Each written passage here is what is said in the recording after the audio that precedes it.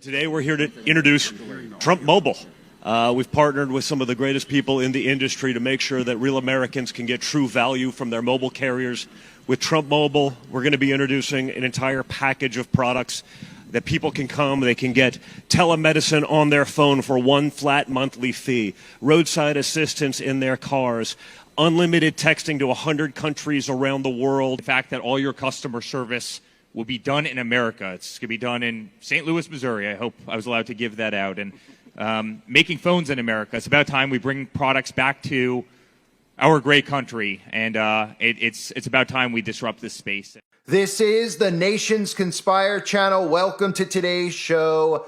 The Trump family has announced that they will be releasing a Donald Trump mobile phone. And a couple of weeks ago, I talked about how Palantir was teaming up with the current government regime, which of course Palantir is connected to each government regime because Palantir is just a branch of the CIA that is compiling data on Americans. So is it a coincidence that a few weeks after we found out the connection between Palantir and Donald Trump, now we're finding out that Donald Trump has a phone that's going to be released? And if you understand how Palantir works and who's behind Palantir, let's just say that this is going to be spyware for the Mossad. Now, many people out there become so desensitized to their own privacy that they say, well, they're already spying on us anyway. I might as well get the Trump phone. What's the difference between a smartphone and a Samsung phone or an iPhone? What's the difference? The Trump phone's cool. I support Donald Trump. I'll support his phone. The government's already listening to everything that we say, but they don't understand that this phone is going to be direct to Palantir technology.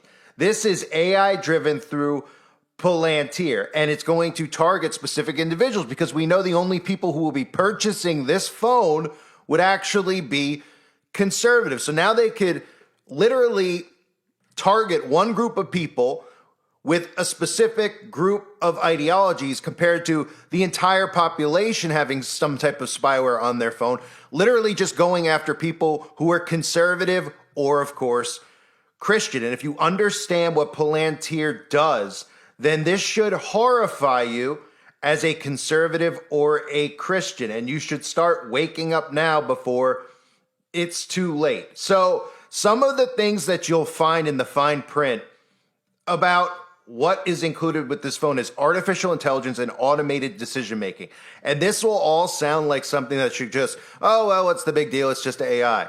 This is consent for AI. And then you need to understand about Palantir and predictive policing because it's right out of Minority Report what they do. And I'll explain momentarily. But from Trump's website, it says, we employ artificial intelligence technologies to enhance the performance and functionality of the Trump mobile services, which includes tailoring your experience through automated processing based on your activity using the Trump mobile services. The AI systems work by analyzing your usage patterns, preferences, and other interactions within our services to predict your interests and preferences. Keyword predict. Now, some people might hear that and say, well, I get recommended banner ads all the time based on other things that I buy. Or, of course, we all know that you'll get an occasional banner ad every day of something that you might be talking about in private with your computer or your phone not on, and it'll show up on your computer or your phone, right? Because yes, they are indeed spying, but just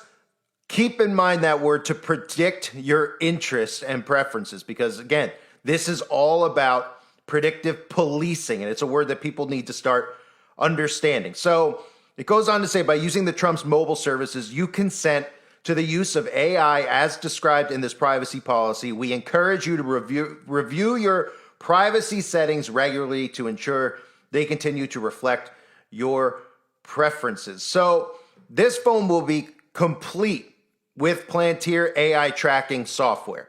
And if you're not familiar with everything that Palantir has been doing over with Israel, Palantir Technologies supplies Israel, the Mossad, with advanced AI-driven targeting systems, facilitating mass civilian deaths in Gaza. Now, if you look further into Palantir, they're a data analysis firm which has been collaborating with Israel's military and security forces for several years, providing technology and services, particularly within the context of the ongoing conflict with Hamas and the occupied Palestine territories. Here are some of the key ways that Israel uses Palantir's technology. AI-driven targeting systems, investigations by organizations like The Nation, and reports from sources like Bloomberg and Reuters suggest that Palantir provides AI-driven targeting systems to Israel, potentially facilitating the identification and analysis of potential enemy targets. This technology can analyze various data sources, including intelligence, communications, and surveillance, to help determine target viability and assist in planning military operations. Predictive policing. Palantir's AI-based systems are reportedly used to support Israel's surveillance and identify individuals who may pose a threat or engage in lone wolf terrorist attacks. Sounds a lot like the movie Minority Report, where we had an entire film show us what the future would look like based on arresting people for pre-crimes, thought police, having ideologies that differ from what the government wants you to think about. Remember, all these people are talking about every single day is behavioral control. That's all big tech talks about.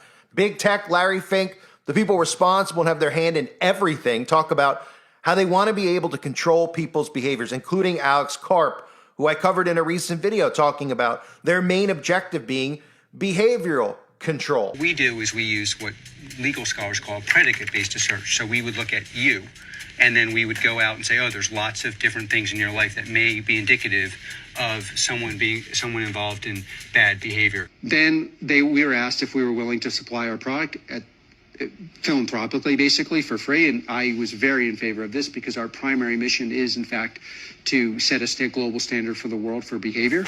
Well, we built PG, which single-handedly stopped the rise of the far right in Europe. We built Foundry, which was used to distribute the COVID vaccine and saved millions of lives globally. Central question, in my view, of civil liberties is how, it's not if the government has data, because let's assume the government has as much data as a health insurance company. It's how is that data being used? Is it being used in a way that's lawful? Meaning, do they have the right to use it? And is it being migrated into places it's not allowed to be used? We allow the enforcement of rules that the government ought to enforce. And by the way, my experience is they want to enforce, or at the very least know they need to enforce. And if it's framed in that way, then you can have what is the ultimate Silicon Valley solution. So if they have predictive policing, and say suddenly you have this Trump mobile phone, and you start texting with your friends or talking with your friends, and you mention the word Israel, well, you're going to be in big trouble, because just like what we're seeing going on with the Mossad right now, instead of, some group over in the Middle East being targeted, it's going to be individuals that they identify as a threat in the United States of America. And it'll be people who speak against Israel. So now we're going to have all conservatives only purchasing this phone. Doesn't mean every single conservative is going to buy this phone, but we know with the alt-right groupies out there, the Benny Johnsons, who are promoting this to their audience, they're going to sell this product to their audience. And that's how this American corporation works. All the alt-right groupies come out. They talk about how cool this phone is going to be, how Donald Trump's kicking butt. And they start marketing it to those people subliminally. Here's a coupon code through Benny Johnson. Here's a coupon code through Russell Brand and Ben Shapiro and the Daily Wire. Suddenly, this advanced AI-driven technology is now in the palm of their hands. But they don't realize that this is nothing more than their way of targeting individuals within the conservative movement who are speaking against Israel or who have a different viewpoint, or maybe potentially in the future might change their viewpoint on Donald Trump when they realize that he is not a prophet, that he is not here through divine intervention, that he was chosen to be put in this role to bring in AI governance. Well, they want to make sure that they have advanced AI that's targeting the same people who are supposed to be on the side of this coming AI governance infrastructure. So this is a very specific way to target very specific group of people. This is 50% of the population. So you're taking these other phones that have a certain type of spyware that we all know that they're tracking and they're monitoring.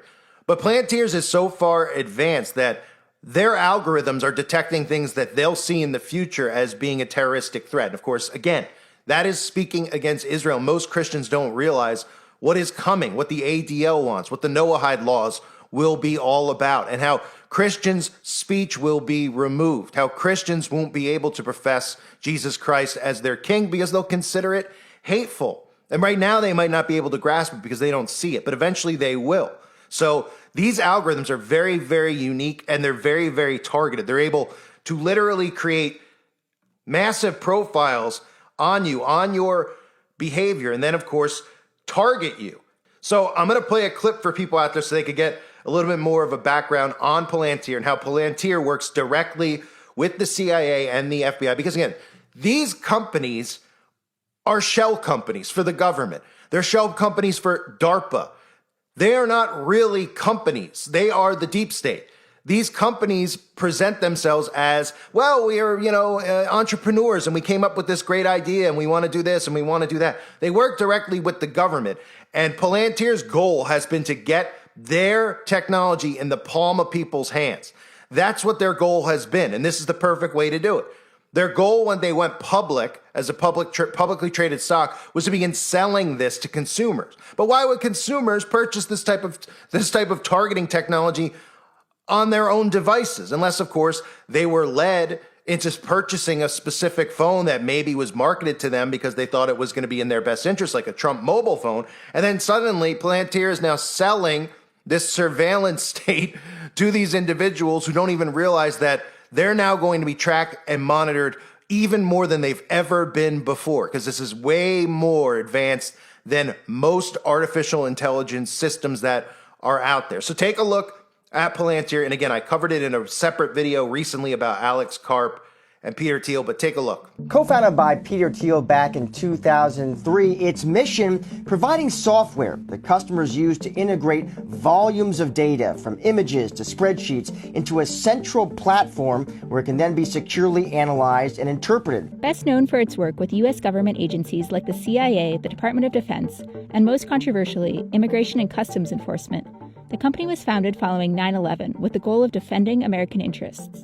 The core mission of our company always was to make the West, especially America, the strongest in the world for the sake of global peace and prosperity.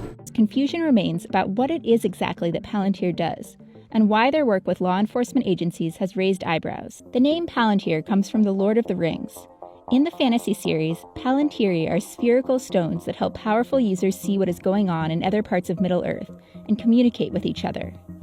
Founded in 2003 by billionaire Peter Thiel alongside current CEO Alex Karp, Joe Lonsdale, Stephen Cohen, and Nathan Gettings, Palantir's tech helps detect unusual or suspicious patterns in large datasets, using techniques that the founders learned working together at PayPal. The CIA was one of the company's earliest investors, and its only customer for a number of years. Eventually, other intelligence agencies like the FBI and the NSA jumped aboard, using the company's customized data analytics capabilities to track and capture terrorists, insurgents, and drug smugglers. They cite Afghanistan and Iraq as two examples of places where soldiers were mapping networks of insurgents and makers of roadside bombs by hand. So they actually were bringing in technology to do things that intelligence agents on the ground were having to do manually in very dangerous places. We work hand in hand with most of the special operators in the Western world. We work hand in hand with most of the clandestine services. We're in over 40 countries. Today, the company increasingly works with high-profile commercial customers, too. Its first was JP Morgan Chase, which adopted the software in 2009 to monitor employees who might go rogue. However, the partnership ended in scandal when JP Morgan's special operations lead used it to spy on top executives. Others have continued to express interest, though. Fiat Chrysler now uses Palantir to identify potential faults in car parts. Airbus uses it to respond more quickly to manufacturing problems, accelerating the production of its A350 aircraft. And BP uses it to analyze drilling data, reportedly leading to a 10% increase in oil production in the North Sea. This is a hefty piece of software that runs across an enterprise and is used for understanding everything that a company faces, whether it's their customers, their supply chains, downtime, geographies where there's growth, where their competitors are gaining share. Long-standing government contracts remain integral to the company's revenue as well as its reputation. And during the coronavirus crisis, Palantir has formed a number of new partnerships too, with the VA, the National Institutes of Health, and Britain's National Health Service, helping these agencies, as well as the CDC, to track the spread of the virus and allocate resources. In order to make decisions right now, in order to know where the PPEs need to go, in order to know when and where you're going to reopen, you want all the analytical models, all the pieces of information all in one place. Palantir is really designed to thrive in a crisis. But especially under the Trump administration, the company's work with ICE and police departments has raised considerable concern in the liberal-leaning Silicon Valley, leading Palantir to double down on its commitment to law enforcement and national defense. So I do think this idea of nationalism and libertarianism is kind of intersecting in a very interesting way, and Palantir seems to represent all of that.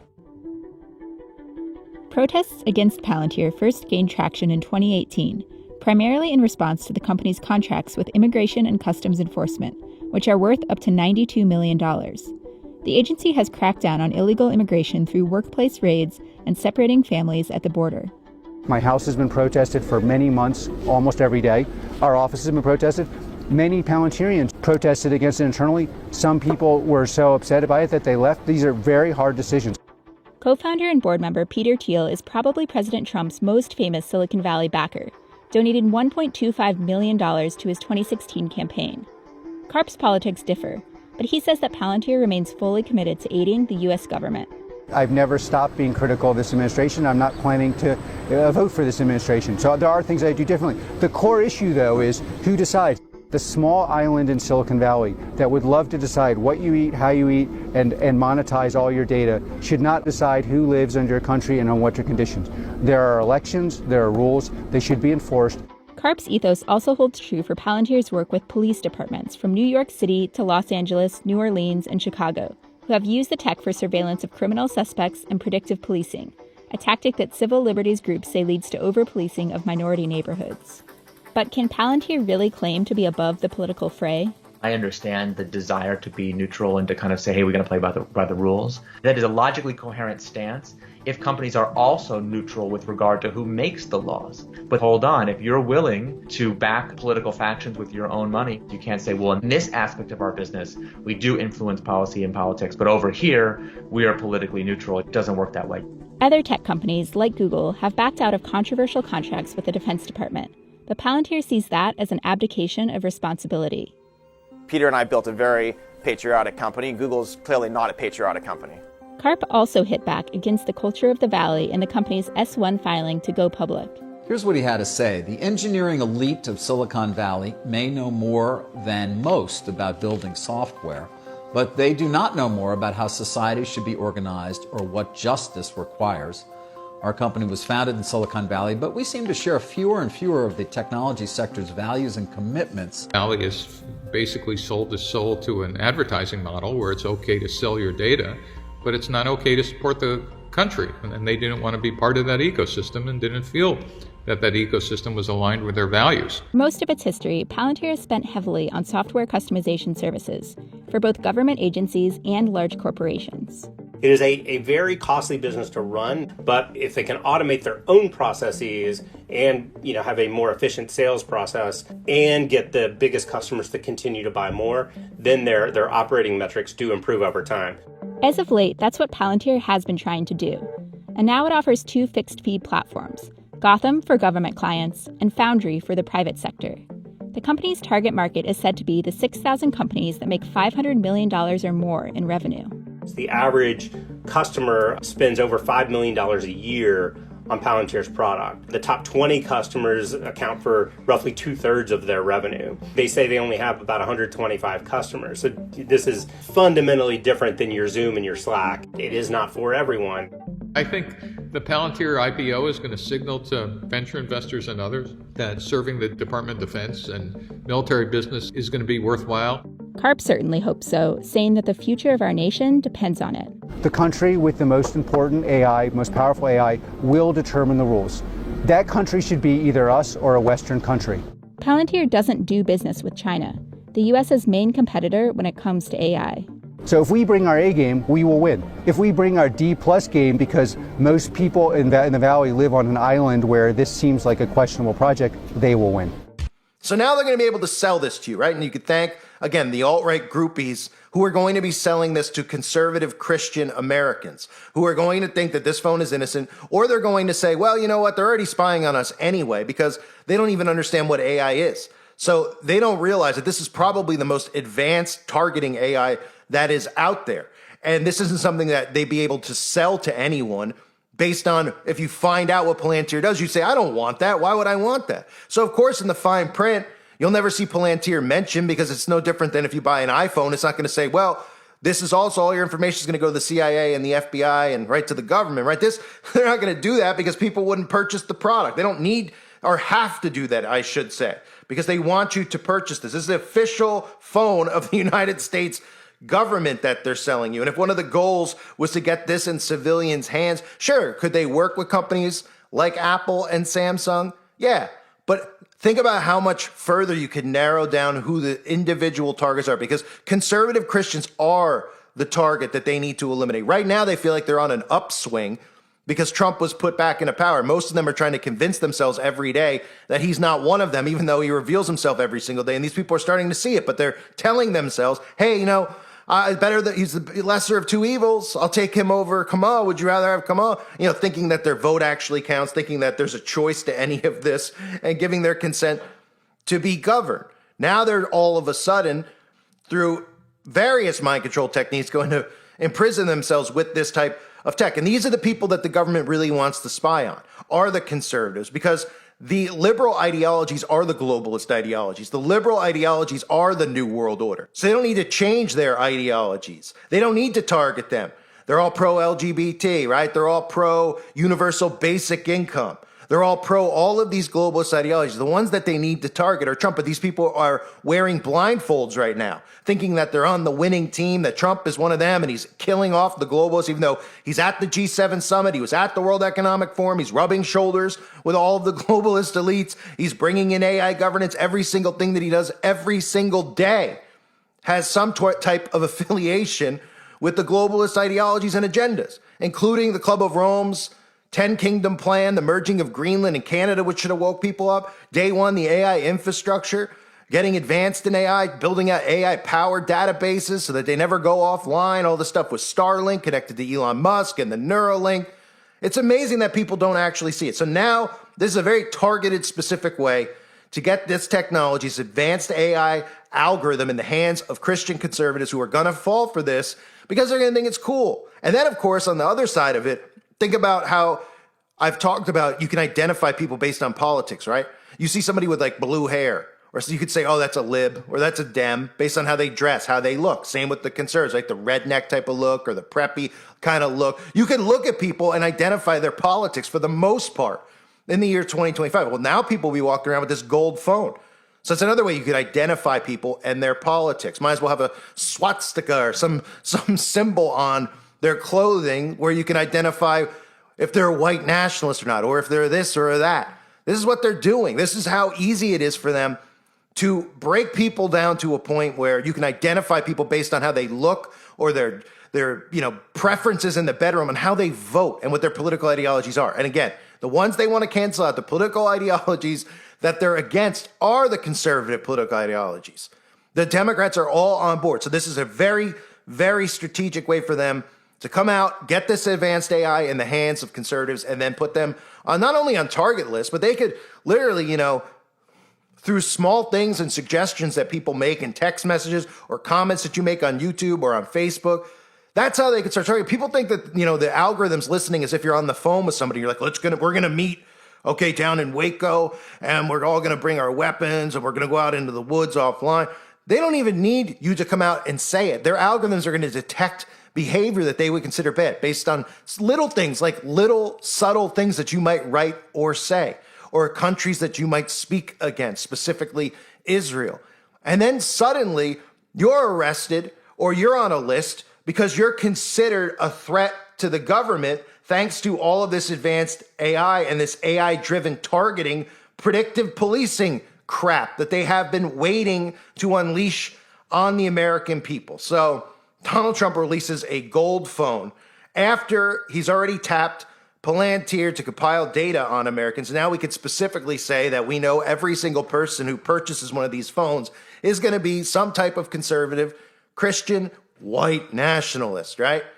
Unbelievable how easy this is to them. I mean, they can market these things and the conservatives just don't see it. I mean, they're almost as blind, and maybe they're more blind than the other people, the other side, the Democrats, because some of the stuff that Trump's getting away with and these people are just turning a blind eye is absolutely incredible. But you'll hear them. They'll say, they're already spying on us anyway, so what do we care? They're already listening to our calls, so I don't care, Right. Then they'll purchase this stuff thinking that they're cool, showing their friends. And next thing you know, slowly, the more Trump reveals himself over the next couple of years, they might start changing their viewpoint. And now they have this phone that suddenly is monitoring and tracking behavior, not just websites you look at, little things that you talk about on the phone or text to other people. And then suddenly they're now looking at you. Oh, we've got people within the party that are turning on the party. They're turning on the conservative communist party, right? They're anti-technocracy. They're anti what's coming with AI governance. Well, then all of a sudden you become the target. And that's how this whole thing works, because eventually everybody will be the target. Anyone who doesn't want to comply to this digital hell that they're bringing in is going to be considered an enemy of the state. Anybody who speaks against Israel is going to be considered an enemy of the state. Christians will be considered enemies of the state, true, real Christians. And of course, anybody out there who is anti-enslavement will be considered an enemy of the state. I thank everybody for being here. I hope you're all doing well. God bless you and your families as always.